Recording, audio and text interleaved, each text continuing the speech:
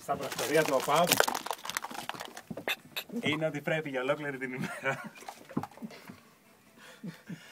Συνεχίζεις μονηρά μου ότι δεν έχεις ούτε γέλα πολλά.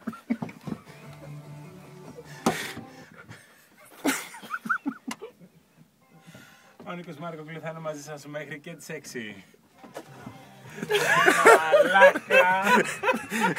Πάγος Είστε διπλά. εδώ μαλάκα πάγο. Μαλάκα. Τέλειο, έλα ρε γαμώτο.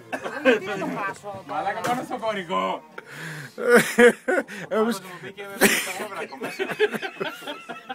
έπρεπε να μπει Μάρκογλου παγωμένος. Να λέω τα παγάκια του κι άμα έπρεπε να παίξω.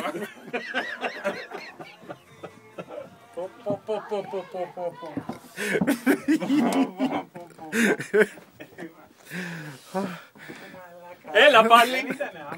Σαλακάντο. Αλλά ήταν ο πάγος και πάγωνε όλο και πιο πολύ.